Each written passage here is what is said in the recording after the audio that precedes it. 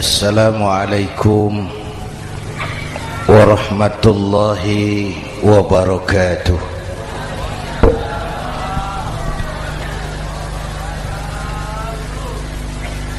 Alhamdulillahi wa kafa, wassalatu wassalamu ala sayyidina Muhammadin al-Mustafa wa ala alihi wa ashabihi ahli sidqi wal wafa, amma ba'd. Para ulama, para habaib, para masyayikh yang saya muliakan, yang terhormat Bapak Kapolres dan Bapak Dandim, Sahibul Bait, segenap keluarga besar Pondok Pesantren Raudhatul Muta'allimin Al-Aziziyah, bapak-bapak, ibu-ibu, hadirin hadirat ma'asyiral muslimin yang saya cintai.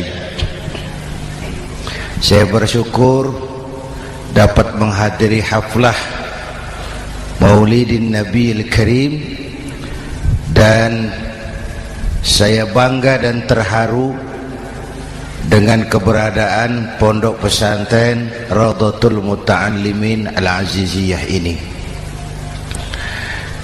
Sekarang ini banyak orang bisa memberi contoh, tapi sedikit orang bisa menjadi contoh. Memberi contoh itu mudah, tapi menjadi contoh itu yang sulit. Oleh karena itu, pada kesempatan ini kita ingin mengambil contoh bagaimana Rasul melaksanakan perjuangan. Apa modal utamanya? Saya sampaikan 3 sajalah, mudah-mudahan selesai 10 menit. Yang pertama, modal utama perjuangan baginda Rasul adalah akhlakul karimah. Memperbaiki akhlak dengan akhlak. Oleh karena itu, surah Madu sudah selesai. Dari dan ke Madura jadi lebih mudah. Bahkan Madura akan jadi daerah industri. Tetapi yang kita ingin, Madura tetaplah Madura. Akhlak tidak boleh berubah. Zaman boleh berubah, akhlak tidak. Masa boleh berganti, tapi keyakinan tidak boleh mati. Nah, soalnya adalah kepada siapa kita harus berakhlak? Kita itu kan harus berakhlak kepada 2.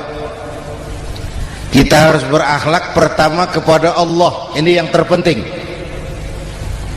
13 tahun Rasul berjuang di Mekah hanya memperbaiki akhlak kepada Allah, menanamkan tauhid, meluruskan akidah, membangun keyakinan. 13 tahun di Mekah itu, dengan perhitungan kalau fondasi kuat, bangunan aman. Kalau fondasi melenceng, bangunan bengkok. Kalau fondasi rapuh, bangunan runtuh.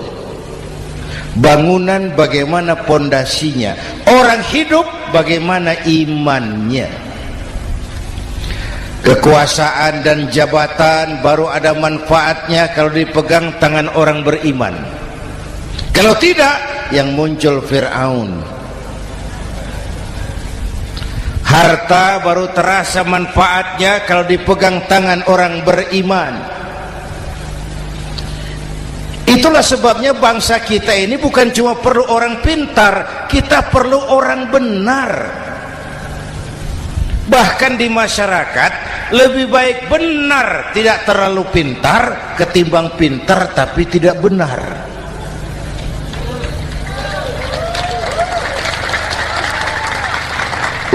Kalau sudah pintar tidak benar, rusak rakyat itu Pak. Disuruh ngurus beras malah nimbun beras, ya. Disuruh ngurus laut jadi bajak laut. Disuruh ngurus hukum, bikin hukum seperti pisau, tajam ke bawah, tumpul ke atas. Kalau yang kecil salah, hukum cepat-cepat ditegakkan. Yang besar salah, diam pura-pura tidak mengerti. Itu yang melukai rasa keadilan.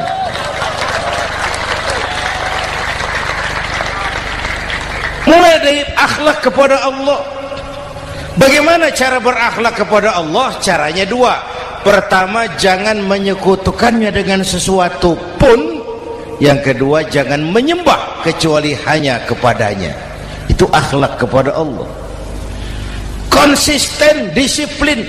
Saya bersaksi tiada Tuhan selain Allah, maka saya tidak akan menyembah kecuali hanya kepada Allah.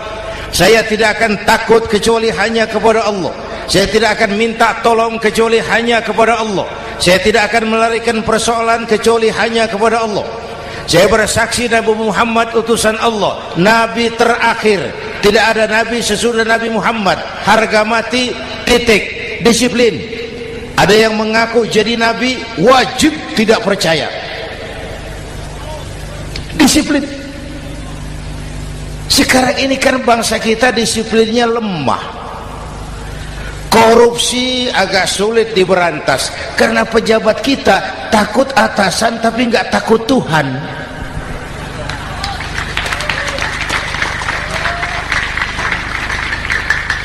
Itu sama dengan anak muda naik sepeda motor ngebut, lampu merah jalan terus, di stop sama polisi. Break. Iya Pak. Minggir. Siap. SIM ada Pak. SNK ada Pak. Tahu kau lampunya merah? Tahu Pak. Kenapa lewat terus? Saya nggak tahu, ada bapak. Itu disiplin kita. Tenang benar jawabnya, kayak orang nggak salah itu.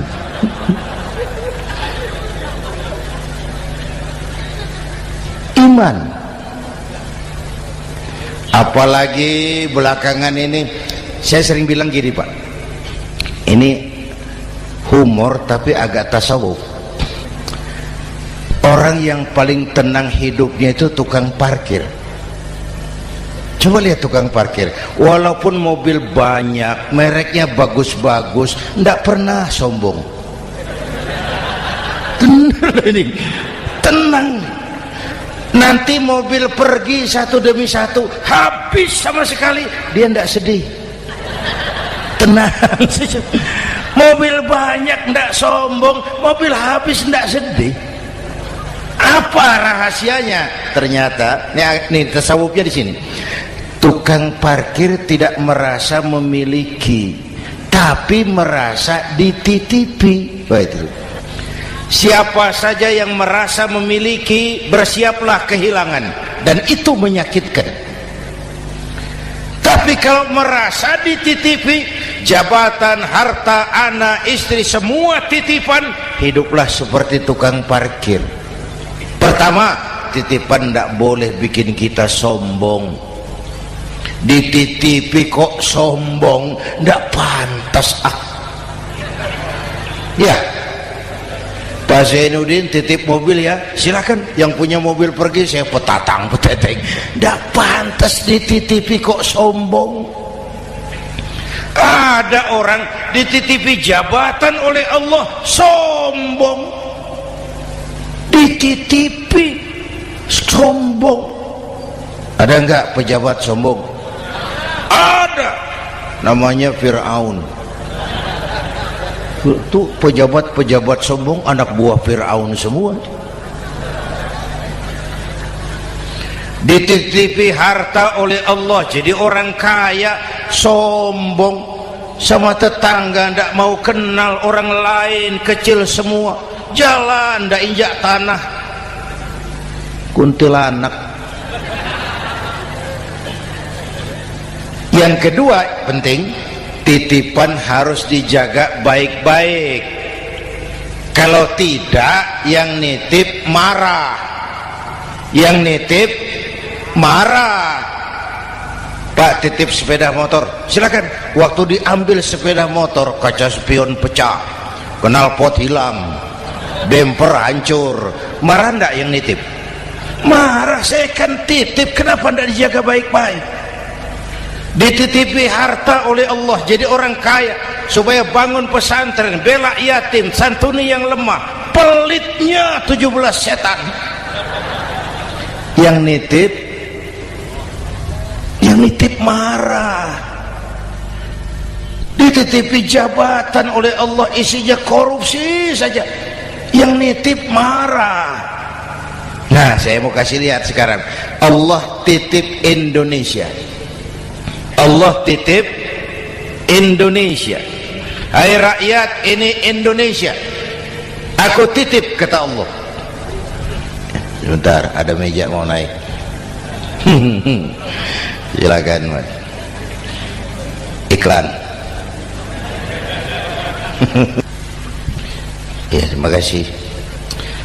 Jangan disangka kalau disediakan air teh pidatonya jadi lama. Dekorasi ini kok.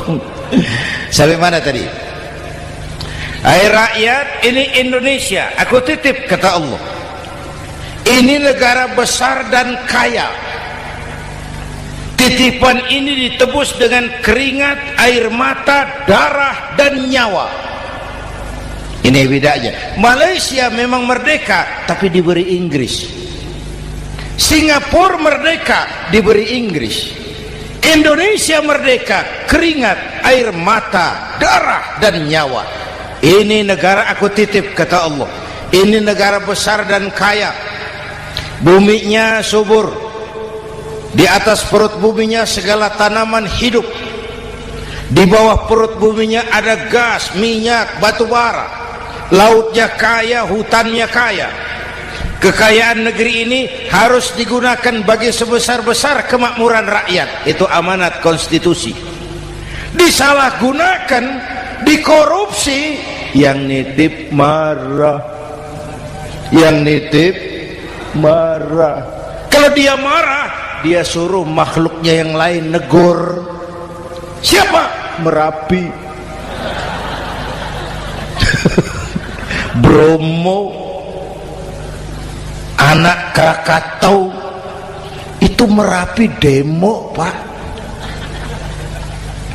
Kalau kita rakyat demo, anak buahnya Pak Danres turun. Tapi kalau Merapi demo, siapa yang mau ngatasi? Mbah Marijan. Selesai.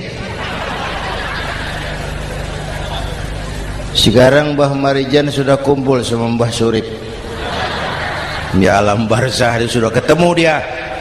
Kata Mbah Surip, tenang Mbah Marijan, tak gendong, aman sudah. Aman sudah. Saya mau bilang Merapi itu makhluk, Krakatau itu makhluk, Bromo itu makhluk. Tidak mungkin makhluk bergerak dengan sendirinya, pastilah ada yang menggerakkan. Maka baik-baiklah sama yang bikin angin supaya bertiupnya sesuai keperluan. Baik-baik dengan yang bikin air supaya datangnya sesuai kebutuhan. Baik-baik sama yang bikin gunung supaya meletusnya pelan-pelan.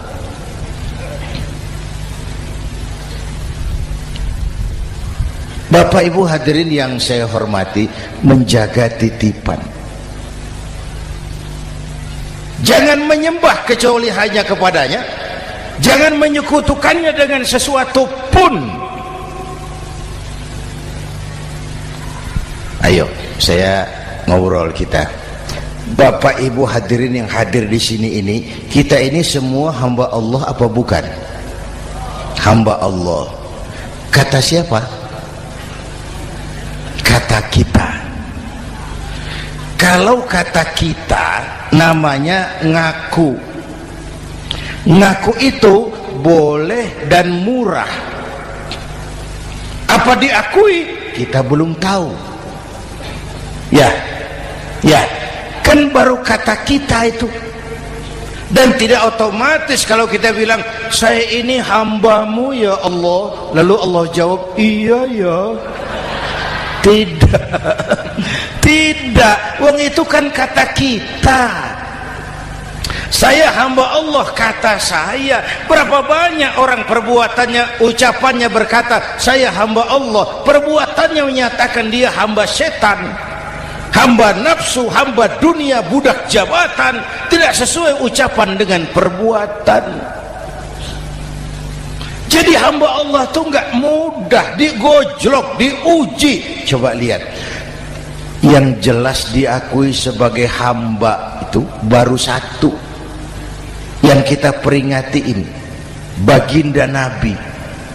Allah mengakui kapan? Waktu menceritakan Isra dan Mi'raj. Apa yang dipakai kalimat? Subhanallazi asra bi'abdih.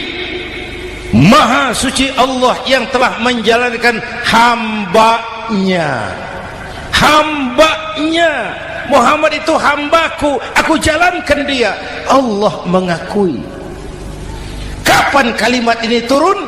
Setelah Nabi digojlok, ditempa, digembleng, diuji, difitnah, dicaci maki, dilontari kotoran unta, sahabat-sahabatnya dibantai. Lolos, Muhammad betul-betul hambaku. Ayo Isra Muhammad. Subhanallazi asra bi'abdi, hambaku.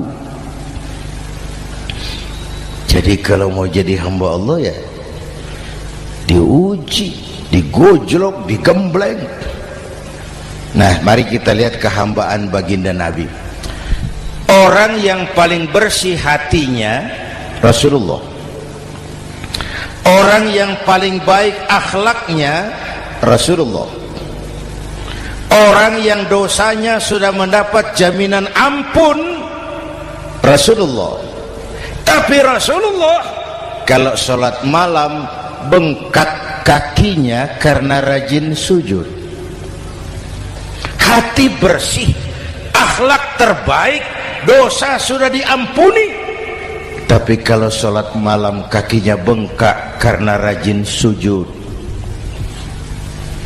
Saya tahu di sini juga banyak yang kakinya bengkak. Cuma urusannya apa, itu urusan masing-masing. Pada tingkat seperti itu Rasulullah, saya perlu Allah, saya perlu Allah, saya perlu Allah. Yang 100 tahun kita bangun selesai oleh gempa 3 menit. Ya, yang 100 tahun kita bangun ternyata selesai oleh gempa 3 menit. Kita perlu Allah, kita perlu Allah. Makanya musibah itu kan kalau menimpa orang baik-baik namanya ujian. Kalau menimpa orang setengah baik itu paru-paru, yang bikin malaikat bingung. Sholat rajin, maksiat tekun, baca Quran mau, fitnah orang hobi, ngaji nyolong jalan terus. Untung di sini nggak ada yang begitu. Di Jakarta banyak. Di sini insya Allah sama. Jakarta. Orang separuh-separuh seperti itu kalau dapat musibah itu namanya teguran, bukan ujian. Kenapa ditegur? Lalai. Nah, kalau orang jahat dapat musibah itu namanya persekot. Uang muka tanda jadi. Kontannya nanti di akhirat. Kalau diuji bukan saja harus sabar tapi harus lulus. Kalau ditegur, introspeksi, perbaiki yang kurang, kurangi yang memang berlebihan. Bertali-tali, bersambung-sambung musibah ini, dan musibah kalau datang tidak pernah memilih, tidak pernah memilih. Bapak Ibu hadirin yang saya muliakan, jadi mari yang pertama jaga akhlak kita kepada Allah. Jangan menyekutukannya dengan sesuatu pun, jangan menyembah kecuali hanya kepadanya. Sekarang kan musim entertain, orang pandai membangun pencitraan, orang pinter bikin bungkusan. Sekarang ini kiai sama dukun tipis bedanya.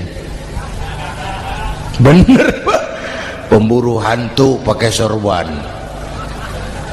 pakai gamis, nanti kiai pakai helm. Atribut sudah kacau sekarang ini, siapa pakai apa, siapa mau jadi apa, tidak jelas. Sementara masyarakat kita memang agak kutil, kurang teliti, cepat heran, gampang kagum.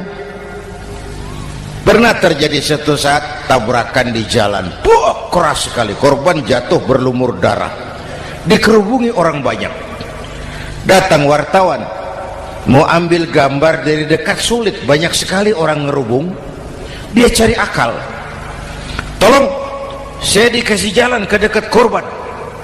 Orang menoleh semua. Saudara siapa? Saya bapaknya korban, katanya. Dia mengaku bapaknya korban. Ya orang minggir semua, minggir, ada bapaknya korban. Orang minggir semua, dia maju ke depan korban. Sampai di depan korban pucat mukanya itu wartawan. Kenapa?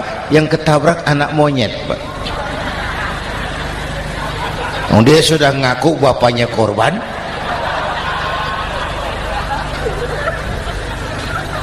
Ini cerita pendek tapi pesannya dalam.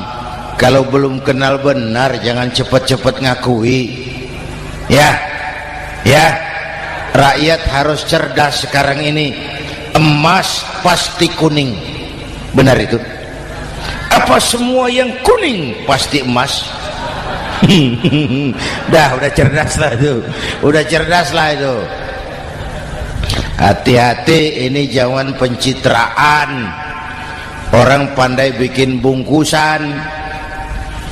Oleh karena itu kita juga harus punya filter supaya tidak hanyut oleh kedangkalan pencitraan itu. Satu itu akhlak kepada Allah. Yang kedua, kepada siapa kita berakhlak? Kepada sesama manusia. Kepada sesama manusia itu siapa? Pertama, sesama muslim. Malam ini saya hadir di sini, saya tidak merasa tamu. Saya hanya keluarga di tengah keluarganya. Bahwa saya lahir di Jakarta itu sih kebetulan. Saya enggak pesan. Yang kita tidak pesan jangan diributkan. Kita enggak pesan. Warna kulit seperti ini kita enggak pesan. Dari suku apa lahir kita enggak pesan. Potongan seperti ini kita enggak pesan. Islam membebaskan manusia dari ras diskriminasi. Pada waktu yang bersamaan Islam mengangkat harkat, derajat, martabat kaum wanita. Ini kasihan dari tadi nggak diajak ngomong nih. Pada waktu yang bersamaan Islam mengangkat harkat, derajat, martabat kaum wanita. Tuh, ibu-ibu mestinya lebih terima kasih sama Rasulullah. Sebelum Rasulullah datang, nasib perempuan menyedihkan, dilecehkan, harganya murah. Sebelum Rasulullah datang, murah. Sebelum Rasulullah datang, murah. Coba lihat wanita sebelum Islam, sedih, dilahirkan hanya untuk melahirkan, alat pemuas nafsu. Kalaupun berperan, peranannya cuma segitiga, dapur sumur kasur, kasur sumur dapur. putar-putar di situ saja. Tidak usah di Arab, dunia, di Jawa. Raja-raja Jawa sebelum kenal Islam seenaknya ngumpuli perempuan kan, selirnya yang 30, 50. Sultan-sultan di Turki piara harem ratusan orang perempuan. Kaisar terakhir dinasti Ming Cina bangun istana 1000 kamar, istrinya 1000. Innalillahi wa inna. Itu saya cuma pikir, raja kalau istrinya 1000, kapan pakai kolor itu raja?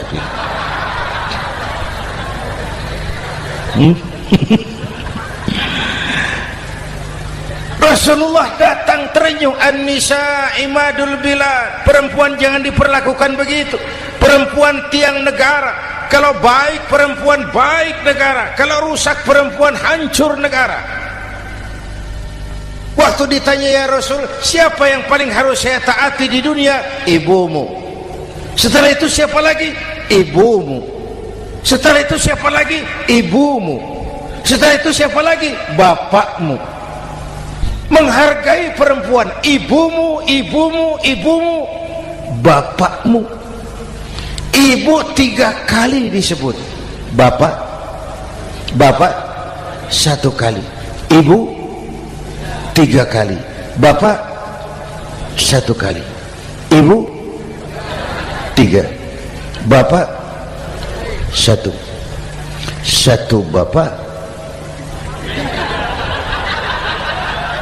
Gimana sih ngitungnya jadi kerok begini? Salah ngitungnya, salah.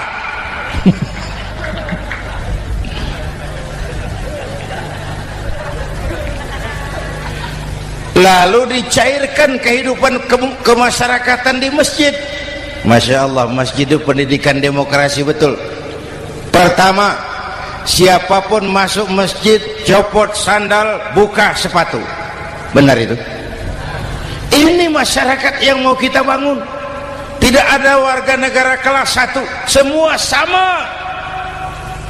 Lurah masuk masjid buka sepatu, rah. Camat masuk masjid buka sepatu, mat. Gubernur masuk masjid buka sepatu, Nur. Nikmatnya masyarakat masjid, nikmatnya masyarakat masjid. Coba binatang saja harganya tidak sama toh. Sapi yang mahal yang gemuk, betul? Karena harga sapi pada dagingnya, makin gemuk sapi makin mahal harganya. Tapi ada burung perkutut lebih mahal dari sapi, padahal dagingnya sedikit, betul. Kenapa harganya lebih mahal dari sapi? Harga perkutut suaranya.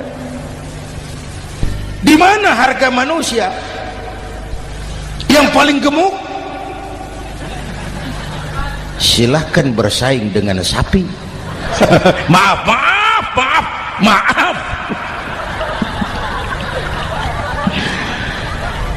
Inna akramakum indallah atqakum.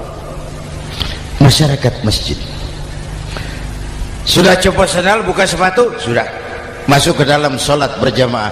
Kalau sudah ke dalam sholat berjamaah, tidak pernah kita usil dari mana orang datang, yang penting kemana dia menghadap. Itu masyarakat masjid. Dari mana kamu? Dari kidul, Pak, madhab ngulon. Kamu dari mana? Dari lor, Pak, madhab ngulon. Kamu dari mana? Dari kulon, madhab ngulon juga. Ini kan konsep Bhinneka Tunggal Ika. Dari manapun orang datang, apapun warna kulitnya, dari suku apapun ia dilahirkan, kalau akidahnya sama, itu saudara kita. Lalu sholat berjamaah. Apa itu? Hidup bermasyarakat, berbangsa dan bernegara. Harus ada imam, harus ada makmum. Kenapa? Ini saya harus agak hati-hati, pakai sarung angin ini. Apa tadi ngomong apa saya? Sholat berjamaah, bermasyarakat, berbangsa dan bernegara. Ada imam, ada makmum. Siapa makmum? Kita ini rakyat. Siapa imam? Para pemimpin negara. Apa bedanya? Imam harus dipilih, makmum nggak usah. Coba baca kitab fikih yang setebal apapun, nggak ada bab pemilihan makmum. Nggak usah, makmum nggak usah dipilih. Orang buta boleh jadi makmum, orang bisu boleh jadi makmum, tukang mabuk boleh jadi makmum, tapi tidak tiap orang boleh jadi imam. Imam harus dipilih. Siapa yang jadi imam? Pertama, a'lamuhum, orang yang paling alim di kampungmu angkat jadi imam. Yang paling alim, bukan yang paling tua. Yang paling alim, tahu urusan, punya konsep, punya visi dan misi, mengerti negara ini mesti dibawa kemana, jalan keluarnya apa, angkat jadi imam. Pak, ada dua orang Pak, alimnya sama, yang mana yang dipilih? Kalau ada dua orang alimnya sama, kata Nabi, afsahuhum, yang lebih fasih lidahnya. Apa artinya fasih? Nyambung sama rakyat, tahu apa yang dimaui rakyat, nyambung. Tidak sah orang fasih bermakmum kepada imam cedal.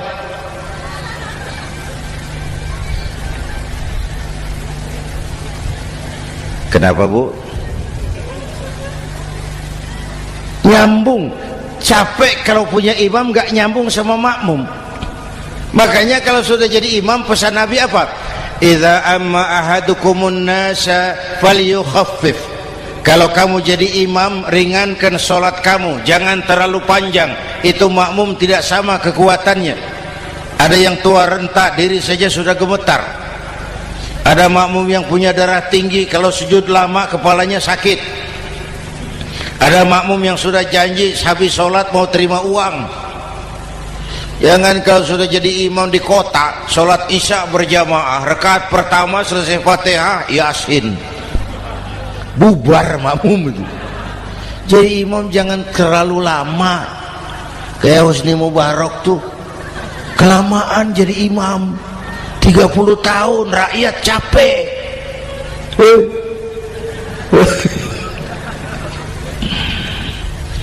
Bapak Ibu hadirin yang saya hormati, nah masyarakat Islam ini loyal, taat, setia. Kapan? Kalau imamnya benar. Imam takbir, makmum takbir, imam ruku', makmum ruku', imam i'tidal, makmum i'tidal, imam sujud, makmum sujud. Tapi masyarakat Islam tidak buta. Imam keliru, makmum wajib menegur. Ya, bagaimana negurnya? Mestinya ruku', imam sujud. Wah, keliru ini. Subhanallah, kan gitu. Itu aturan main. Tidak boleh imam keliru, makmum emosi, main pegang, mam, hoi salah, hoi, kacau sholat.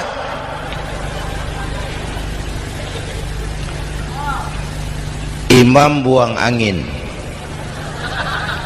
apa makmum lalu berkata, demi kesetiaan saya kepada imam, imam buang angin, saya lebih keras lagi. Goblok. Iyyaka na'budu wa iyyaka nasta'in. Sampai situ imam buang angin, minggir. Tidak usah ribut. Yang di belakang satu orang maju ke depan, lanjutkan pekerjaan imam. Yang penting imam tahu diri, buang angin, minggir. Ini negara rusak karena imam sudah buang angin. Tenang aja, kayak orang nggak salah gitu loh.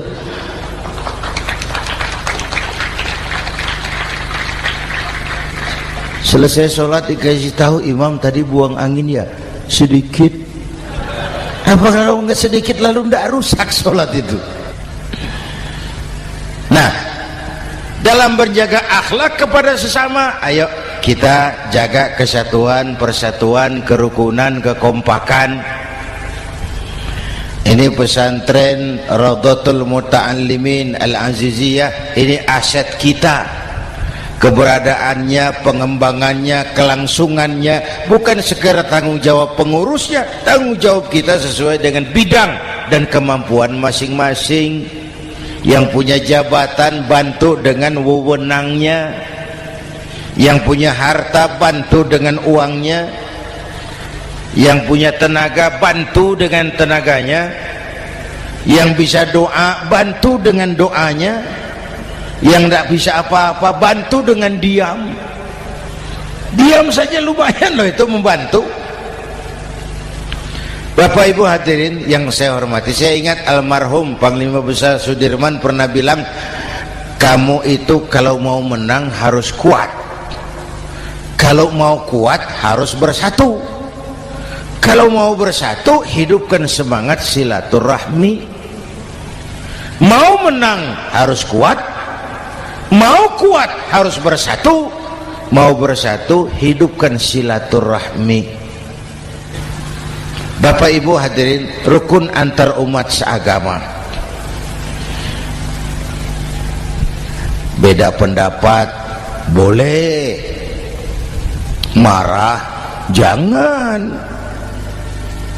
Kalau di Jakarta kan sekarang lagi musim apa itu wahabi yang bid'ah, sedikit bid'ah itu. Saya sih bilang yang suka tahlil bagus, terusin.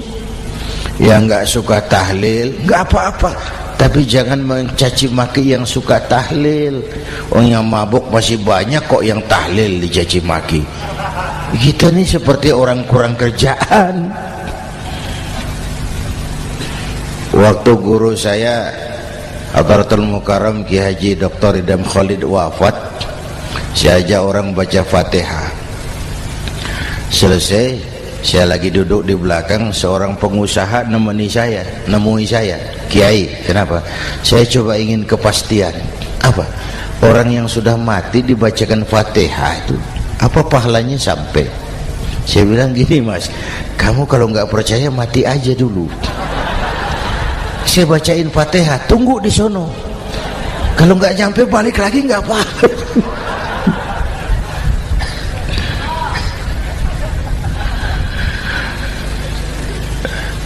Depan rumah saya itu ada masjid, Pak, pakai beduk seperti itu. Ada teman saya, Kiai, pakai beduk masjidnya. Iya pakai. Kan Rasulullah enggak pakai. Enggak memang. Bid'ah tuh. Loh, siapa bilang? Beduk itu bukan agama, itu budaya, tanda masuk waktu. Bukan manggil orang sholat. Manggil orang sholat pakai azan. Tanda masuk waktu, itu hebatnya Wali Songo, pakai beduk. Kalau nggak mau pakai beduk boleh, teriak-teriak juga boleh. Maghrib, boleh.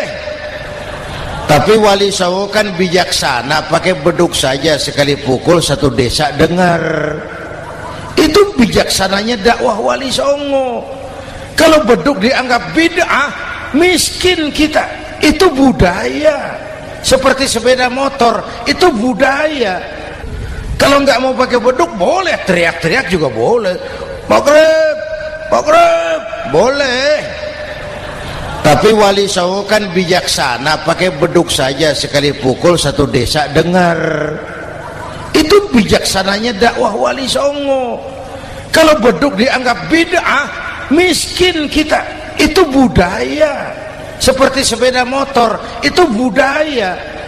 Kalau beduk dia nggak bid'ah, sepeda motor bid'ah tuh. Rasulullah nggak pakai, jual, beliin unta.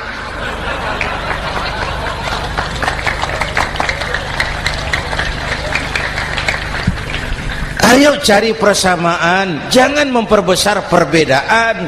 Hormati pendapat orang kalau pendapat kita juga ingin dihormati. Kasus Ahmadiyah meledak lagi di Cikesik, Banten. Lalu pendekar-pendekar HAM menganggap itu tirani, mengganggu kebebasan beragama. Dia lupa bahwa Ahmadiyah masalahnya bukan kebebasan beragama, tapi penodaan terhadap agama. Kalau kebebasan beragama sih umat Islam welcome. Orang mau Hindu, mau Buddha, mau Kristen bebas memilih agamanya masing-masing.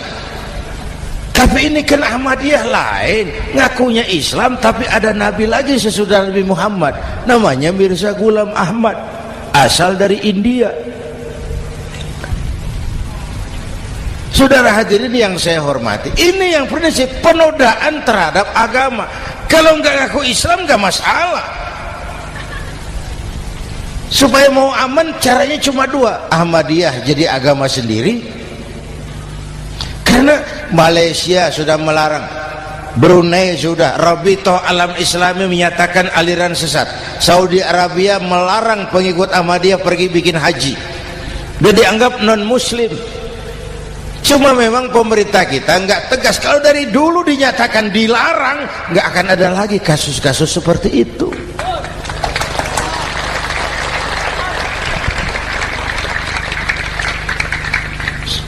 Nah, selain itu kita umat juga harus disiplin. Coba sudah berapa banyak nabi bermunculan di Indonesia.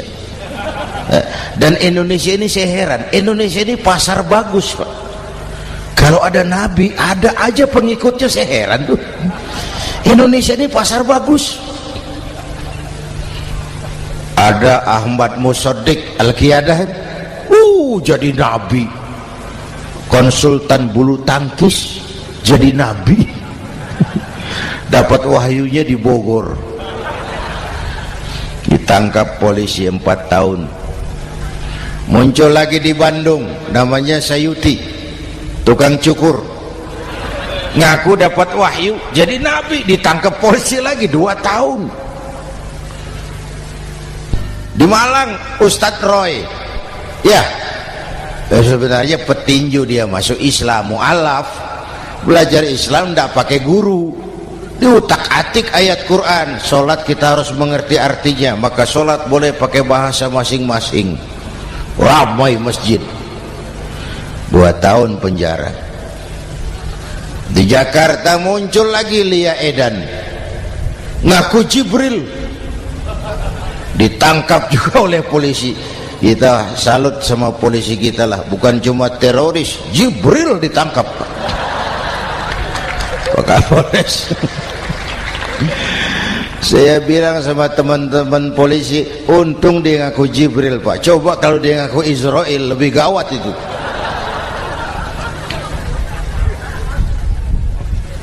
Yang parah, antara Cirebon Losari, dia perbatasan Jawa Tengah Jawa Barat, pernah muncul agama baru namanya agama Jasun, agama Jawa Sunda, agama Jasun Jawa Sunda.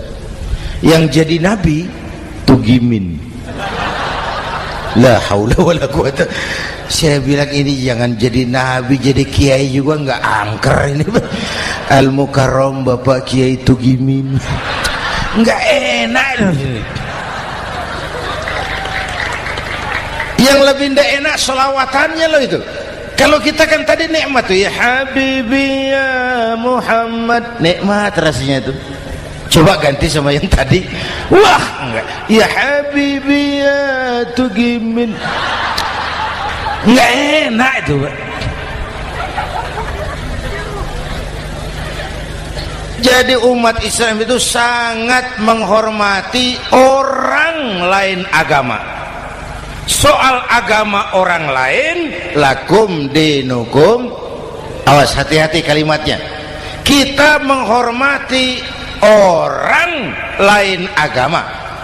Soal agama orang lain, lakum dinukum. Kita memang yakin cuma Islam agama yang benar, tapi bukan berarti kita boleh menghina agama orang lain. Kenapa? Kalau agama kita yang dihina, kita kan sakit hati. Orang lain sama dong. Itu sebabnya Allah berpesan, jangan kau caci maki Tuhan mereka, karena mereka akan balas mencaci maki Tuhanmu. Dan itu artinya mencaci maki aku, kata Allah. Jelas ini? Jelas? Justru karena umat Islam mayoritas di Indonesia, maka kerukunan antar umat beragama terjaga dengan baik.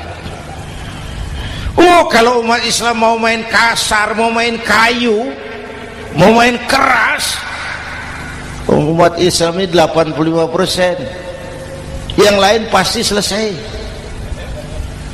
saya jamin selesai.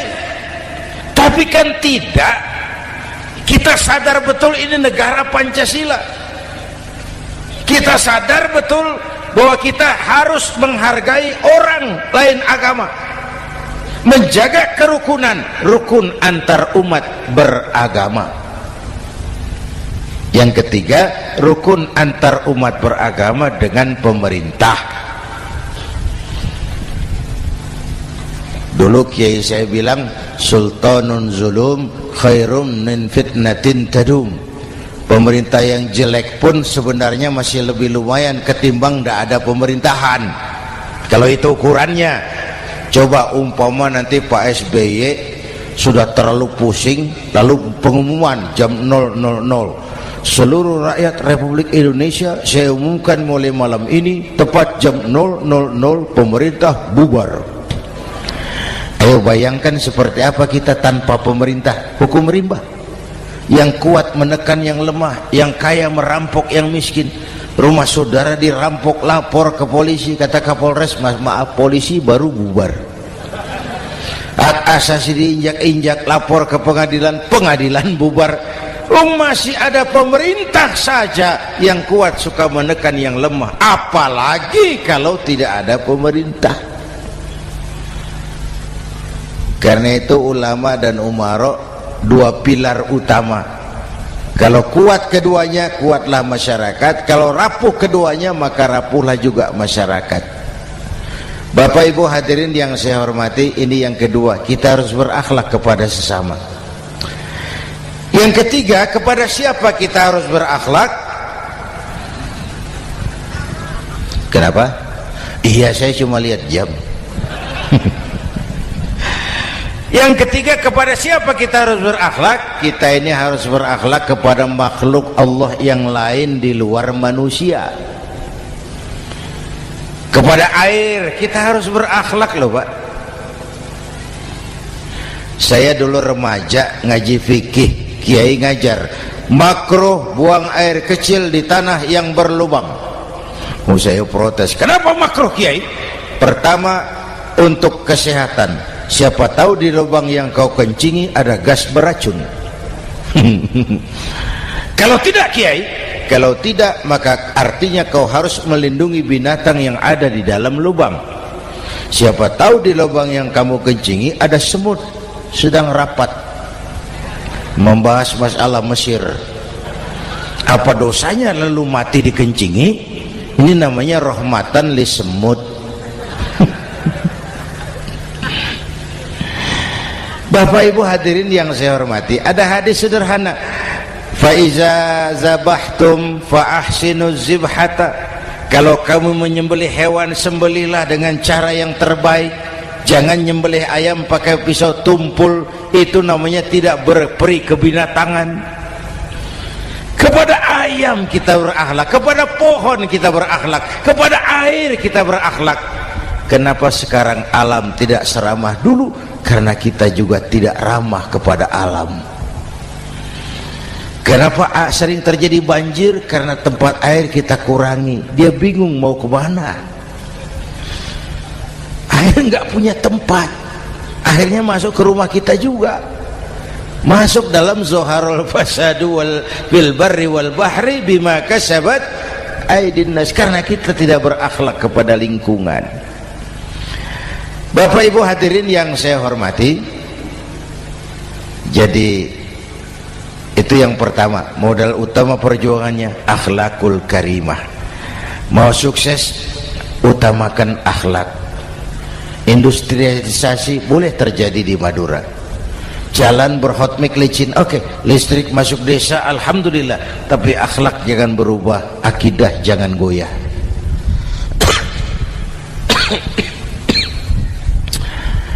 Teknologi tidak bahaya, yang bahaya orang yang menggunakannya. Wayang itu yang namanya cepot, itu bisa selawat badar kalau yang megang Anom Suroto.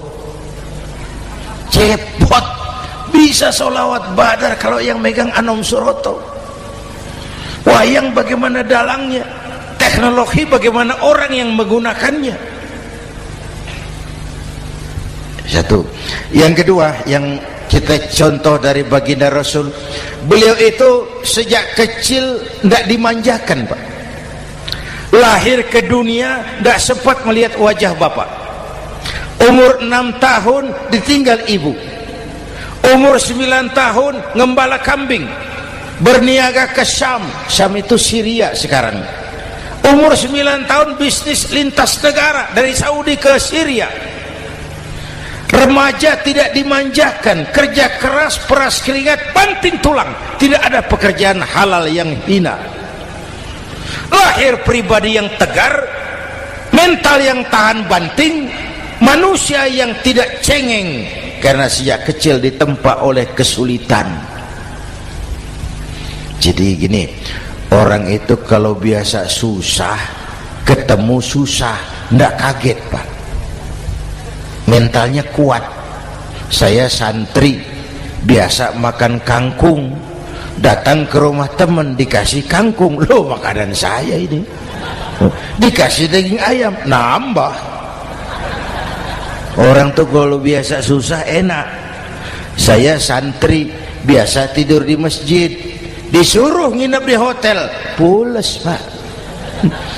Tapi yang biasa tidur di hotel suruh nginep di masjid, encok. Hidup ini perjuangan. Mau sukses harus berani susah. Jangan seperti dulu di cerita santri. Ada santri beternak lebah, ambil madunya itu. Satu hari dia mau periksa sarang lebah, naik ke pohon pakai tangga, pakai sarung biasanya santri. Dia lupa tidak pakai celana dalam. Naik pohon periksa, entah bagaimana terpegang sarang lebah itu, berhamburan lebahnya keluar. Salah satu masuk ke sarungnya, tergigitlah Al-Mukarramnya itu. Dia menjerit, aduh, jatuh berguling ke bawah. Sudah lama jatuh, dia buka sarungnya, dia lihat bengkak. Karena bengkak kan jadi besar, senang juga dia. Dia berdoa, ya Allah, hilangkan sakitnya, biarlah bengkaknya.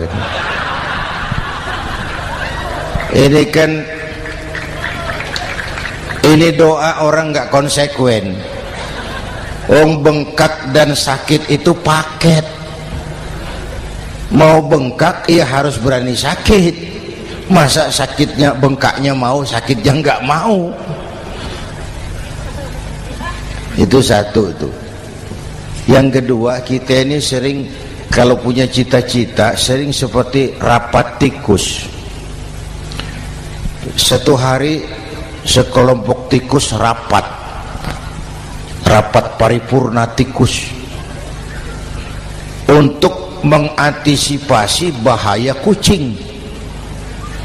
Bagaimana supaya kucing itu jangan lagi mengganggu kita? Akhirnya ada yang mengusulkan begini, bagaimana kalau di leher kucing kita gantungkan lonceng, supaya kalau dia datang dari jauh suaranya sudah kedengaran dan kita bisa lari menyelamatkan diri. Wah, cerdas tuh. Setuju, setuju semua. Setuju, bagus. Nah, oke. Waktu pembicaraan dilanjutkan, tikus mana yang mau menggantungkan lonceng ke leher kucing? Rapat bubar. Setuju, akur. Iya. Waktu kerja selesai. Bapak Ibu hadirin yang saya hormati, terutama anak-anak saya, para santri, remaja, pemuda. Hidup ini persaingan. Bapakmu tamat SD, nak, kau sarjana. Bapakmu cuma jadi RT, nak, kau camat. Bapakmu tukang tambal ban, kau harus punya pabrik ban. Anak saya pertama dulu, saya titip mondok di Tebu Ireng. Tahun pertama pulang saya kontrol, sini kau, apa hasilmu setahun di pesantren? dia sodorkan saya sebuah piagam penghargaan juara lomba pidato di pondoknya. Saya heran, ini anak di rumah jarang ngomong, kok bisa jadi juara pidato? Saya tanya, kamu bisa pidato, apa yang dipidatoin? Dia bilang, kan kaset ayah dihafalin gitu. Ya saya ketawa juga, waktu itu dia masih anak-anak. Baiklah, tapi apa cita-citamu? Saya kepengen seperti ayah. Wah, kau ini salah. Kalau aku ayahmu di matamu, menurutmu hebat, mestinya kau 10, 100, 1000 kali lebih hebat dari orang-orang yang kau anggap hebat. Karena tantanganmu akan lebih berat dari tantangan yang aku hadapi sekarang. Kalau kau sama dengan aku, kau ditinggalkan zaman karena kau tidak mampu menjawab tantangan zamanmu. Bapak Ibu hadirin yang saya hormati, persaingan tajam, tantangan makin berat. Oleh karena itu diperlukan semangat yang dicontohkan Nabi. Kerja keras, peras keringat, banting tulang. Tidak ada pekerjaan halal yang hina. Sejak kecil ditempa oleh kesulitan. Asal jangan seperti saya tadi ngobrol sama teman-teman, sekarang ini di negara kita banyak politisi miskin negarawan. Pejabat-pejabat kadang-kadang kalau ngelihat rakyat tuh komentarnya nggak berpihak kepada rakyat.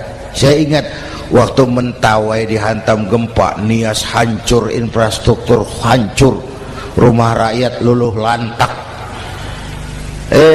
Ketua DPR Pak Marzuki Ali bilang, bagaimana itu rakyat? Ya itu resikonya punya rumah di pinggir laut. Waduh, ini bukan komentar pemimpin, rakyat lagi susah kok dibilang kayak gitu. Saya prihatin dengan ucapan kayak gitu. Waktu cabai 100.000, di sini berapa sekarang? Sama ya. Waktu cabai mahal, ada pejabat bilang, rakyat suruh nanam cabai aja di halaman rumahnya. Ini kan gak solutif dan gak cerdas. Cabai naik, rakyat suruh nanam cabai. Nanti beras naik, rakyat suruh nanam padi.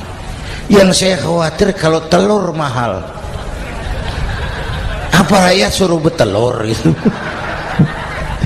Ini kan gak cerdas dan gak solutif. Bapak Ibu hadirin yang saya hormati, apalagi tadi sudah saya bilang di awal, kita ini bangsa yang ditempa oleh kesulitan. Mau merdeka saja dengan keringat, air mata, darah dan nyawa. Kita tidak boleh cengeng menghadapi kesulitan ini. Tegar, tahan uji, tahan banting, dan seterusnya. Itu hal yang kedua.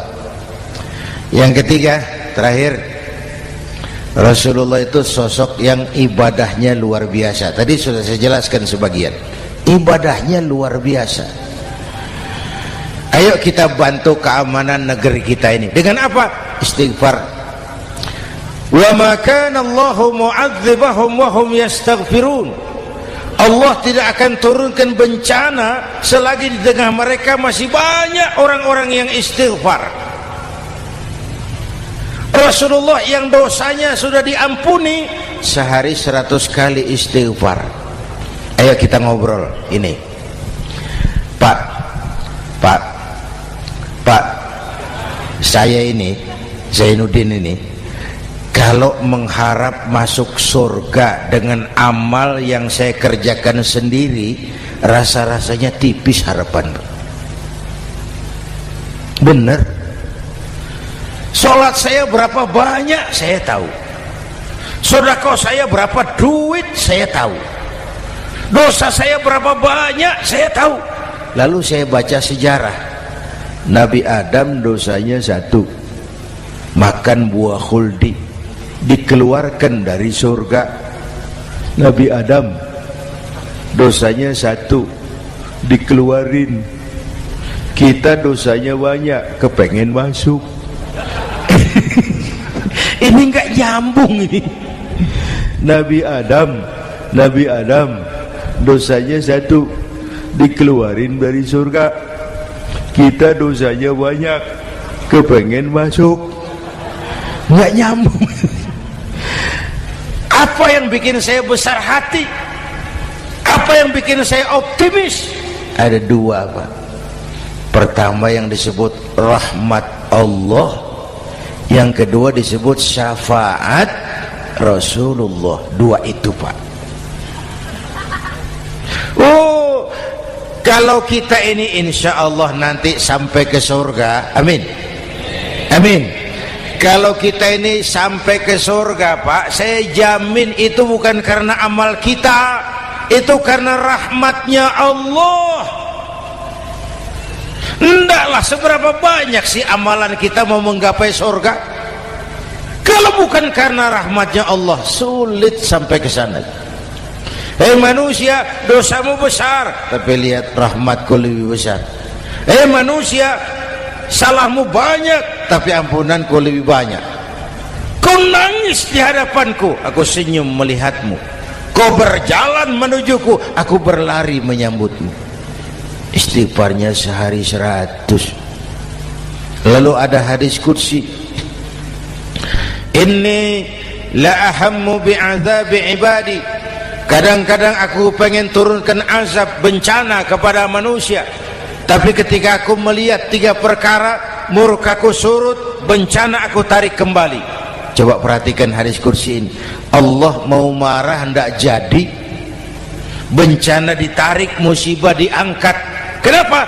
Ada yang meredam murka Allah. Allah enggak jadi marah. Siapa? Pertama, suyukhan rukka. Aku lihat orang-orang tua tengah malam sujud sambil berlinang air mata, nangis di hadapan Allah. Itu kita hutang jasa loh, Pak, sama orang-orang yang tengah malam sujud nangis di hadapan Allah. Lihat yang begitu Allah tidak jadi marah.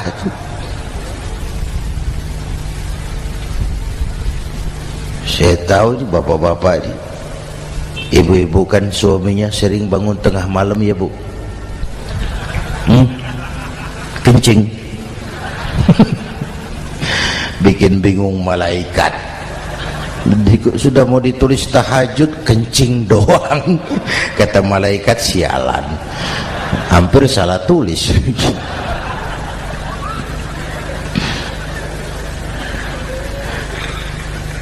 Aku lihat orang tua tengah malam sujud sambil berlinang air mata.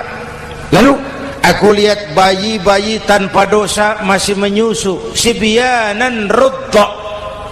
Bayi-bayi tanpa dosa masih menyusu, suci bersih, belum ternoda. Wa bahaiman rudda.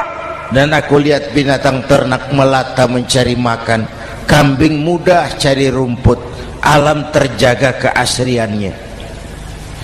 Bagaimana bencana enggak mau nambah? Kita mengamalkan hadisnya juga terbalik. Yang diminta itu orang tua tengah malam sujud, bayi tanpa dosa nyusu. Sekarang bayi tanpa dosa dibuang ke tempat sampah gara-gara orang tua tengah malam nyusu. Terbalik namanya. Yang diminta itu orang tua tengah malam sujud, bayi tanpa dosa nyusu. Ini bayi tanpa dosa dibuang ke tempat sampah gara-gara orang tua tengah malam.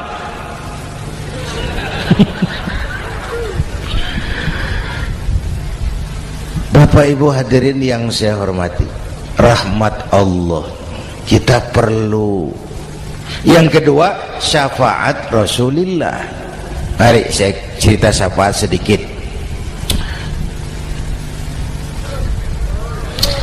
Ini sudah jam 00 lewat 5 menit ya. Ini kalau hitungan Indonesia ini sudah ganti hari, Pak. Jadi inilah ceramah terpanjang di dunia.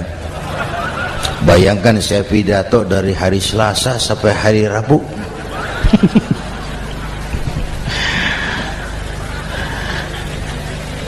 Syafaat, agak saya singkat ceritanya.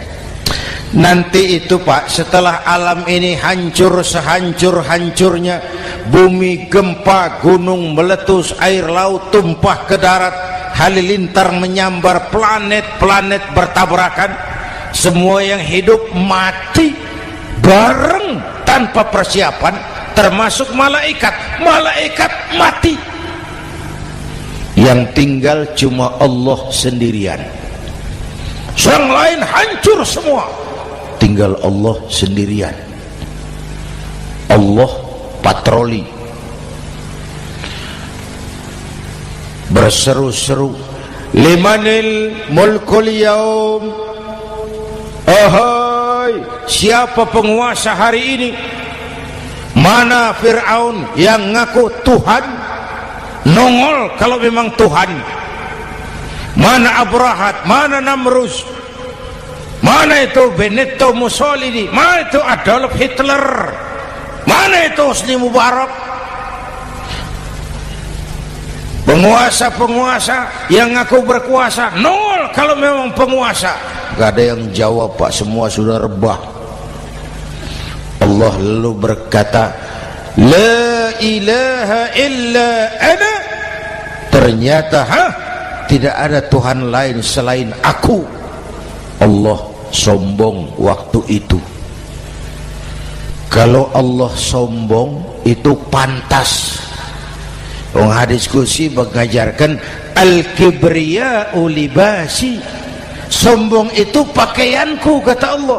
Cuma aku yang pantas pakai. Kamu manusia nggak pantas pakai pakaianku, kebesaran. Pakaian Allah mau dipakai, sombong itu pakaian Allah, cuma Allah yang pantas pakai. Nanti itu yang pertama dihidupkan bukan kita, malaikat dihidupkan lebih dulu. Tiupan pertama, malaikat hidup semua, diatur panitia akhirat. Yang nyambut tamu siapa, yang pimpin marawis siapa. Malik, siap, sediakan neraka. Aku mau bakar itu bajingan tengik yang waktu di dunia nggak mau sujud, jauh dari ulama, tinggal di masyarakat jadi biang kerok, sama yatim kejam. Sediakan neraka. Baik, Ridwan, iya, sediakan surga. Aku mau balas hamba-hambaku yang waktu di dunia rajin sujud, dekat dan cinta kepada ulama, santun kepada yatim, suka menolong orang yang memerlukan pertolongan. Baik, Jibril, Mikail, iya, ke surga. Untuk apa ya Rabb? Ambil kendaraan bernama Buraq, turun ke alam, cari di mana kubur kekasihku Muhammad, bangunkan dari kuburnya, bawa ke surga. Turun Jibril dan Mikail, cari kubur Nabi. Wong alam sudah hancur-hancuran, jangan cari kuburan, cari bangkalan aja nggak ketemu. Bingung dua-dua.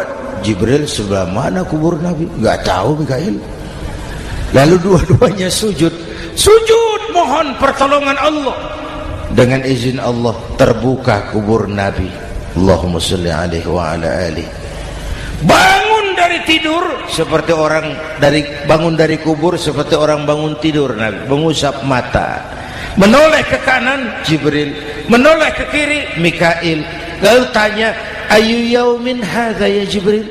Ini hari apa Jibril? Ini hari apa? Hadza ma wa'ada ar-Rahman. Ini hari yang dijanjikan Allah Muhammad. Ini kiamat.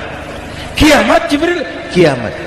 Jibril, kalau memang ini hari kiamat, aina ummati? Umat saya mana Jibril? Umat saya mana?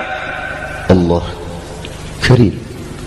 Belum pernah saya lihat di dunia ada satu pemimpin yang begini besar cintanya kepada umatnya seperti baginda Rasul. Dari dunia sampai akhirat beliau cinta kita.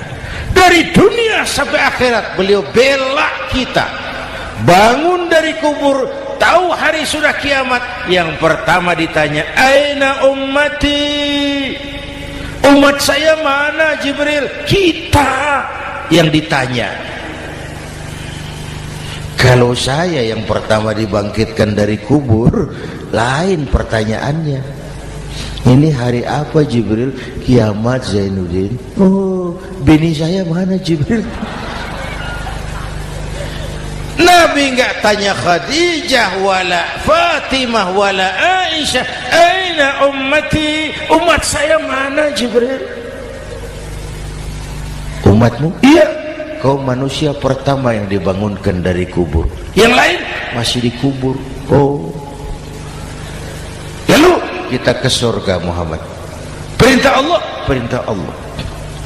Sampai di surga seperti orang tidak betah Nabi itu, resah, gelisah, mondar mandir, mukanya murung. Yang punya surga kan negur, Muhammad, labbaik ya Rabb. Tidak enak di surga ya? Enak. Kok kamu seperti orang nggak kerasan gitu loh, resah, gelisah. Kenapa? Saya teringat umat saya ya Allah. Umat saya bagaimana nasibnya? Iya, saya sudah enak di DPR. Salah. Saya sudah enak di surga, gaji cukup, kursi empuk, dapat mobil dinas. Nggak. Umat saya yang waktu kampanye kepanasan itu gimana nasibnya tuh?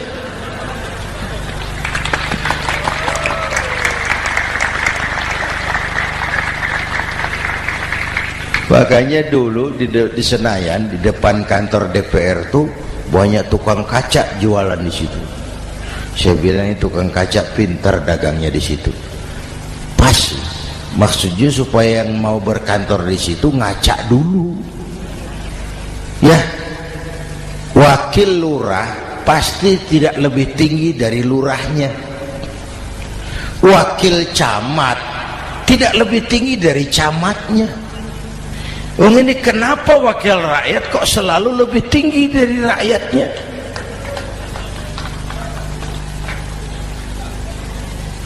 Kan yang memberikan mandat kita rakyat. Kemerdekaan bertujuan mengantarkan rakyat ke gerbang kesejahteraan. Lalu rakyat mempercayai tugas itu kepada pemerintah dan wakilnya di DPR. Saya percayakan kamu mengantarkan rakyat ke gerbang kesejahteraan. Itu amanat Undang-Undang Dasar. Biasanya yang diantarkan sampainya lebih dulu biasanya. Yang diantar sampai lebih dulu, yang mengantar nyusul, namanya ngantar belakangan. Ini lebih cepat wakil rakyatnya makmur daripada rakyatnya. Yang mau ngantar makmurnya lebih dulu dari yang mau diantar. Yang diantar kelelerahan di jalanan, yang mengantar udah sampai. Jadi bagaimana Muhammad? Saya minta izin mau keluar, tengok saya punya umat. Oke, saya potong ceritanya. Saat manusia dibangkitkan dari kuburnya masing-masing, Masya Allah, Masya Allah, saya nggak sanggup bayangkan jumlah manusia yang hidup di muka bumi sekarang kan 6 miliar. Cina berdua, India 2,5 miliar. Cina 1,5 miliar, India 1 miliar rakyatnya. Berdua sudah 2,5 miliar. Itu kalau kencing bareng banjir besar. Bayangkan manusia dari awal sampai akhir berapa puluh miliar kumpul di padang mahsyar. Subhanallah. Sibuk, panik, bingung mau disidang di hadapan Allah. Sebagian kumpul di pojokan berunding, kita mau disidangi. Terus ayolah kita cari bantuan. Kemana? Adnan Buyung. Begini. Kita ini kan anak cucu Nabi Adam. Pantas dong kita minta tolong sama beliau. Yuk, setuju. Berangkat cari Nabi Adam. Ya Adam, anta abal bashar. Adam, tuan datuknya manusia. Kami cucu kamu, anak turunan kamu mau disidang. Tolong kami Adam, tolong. Kata Nabi Adam, Quraisy mas, rombongan Jawa aku naik mumet lagi sama Nabi Nuh saja. Nuh bilang tidak bisa, saya juga punya masalah, pernah minta obat ditenggelamkan. Ibrahim barangkali, semua Nabi hand up, angkat tangan.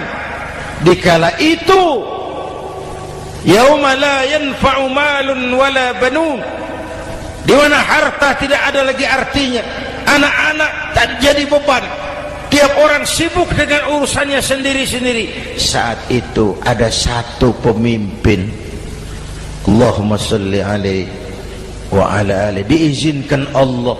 Dikala semua nabi yang lain angkat tangan hand up, beliau malah ummati ana laha, ta'ali ummati, ta'ali ummati, umatku sini, umatku sini. Beliau memanggil-manggil umatnya. Yang bagaimana yang dipanggil? Ada hadis, inna ummati ya'tuna yaumal qiyamah ghurran muhajjalin min atharil wudu. Umatku besok di akhirat datang menghadap Allah dengan muka bersinar-sinar karena sering wudu. Sering wudu kan sering sujud. Masa cuma wudu tapi enggak sujud? Itu nanti enggak usah mengaku Rasul yang panggil, sini umatku. Tapi kalau muka enggak pernah wudu, enggak pernah sujud, merangkak di depan Nabi, saya umatmu ya Rasul. Kata Nabi, umat saya enggak ada yang kumbal gini. Dikala itu beliau berkenan memberikan syafaat. Syafaat itu saudara-saudara, saya pakai sarung, sobek sedikit. Syafaat itu nambeli, itu loh. Salat saya kurang sedikit, sedekah saya campur riak sedikit, puasa saya tidak ikhlas sedikit, ditutup dengan syafaat. Saya mau dagang, perlu modal 20 juta, saya punya uang 15 juta, yang 5 juta syafaat. Jadi harus ada modal. Kalau sholat tidak pernah, sedekah tidak pernah, lalu syafaatnya dari mana? Yang dapat tambelan itu yang punya sarung bolong, punya sarung sobek, ditambal dengan syafaat. Lah kalau tidak ada sarung, apa yang mau ditambal? Ya, nah, mudah-mudahan kita semua mendapat rahmat Allah dan mendapat syafaatnya Rasulullah Sallallahu Alaihi Wasallam. Bapak Ibu hadirin, sudah 7:30 lewat 4 jam. Saya pun kangen, tapi hari sudah larut. Insya Allah lain kesempatan kita jumpa lagi. Terima kasih kepada Al-Mukarramun, para ulama, para habaib, pengasuh pesantren Raudhatul Muta'allimin Al-Aziziyah, dan semua yang hadir. Mudah-mudahan yang saya sampaikan ada manfaatnya. Usikum wa iyaya bitaqwallah. Aqulu qawli hadza fa astaghfirullahal azim li wa lakum. Wassalamu alaikum warahmatullahi wabarakatuh.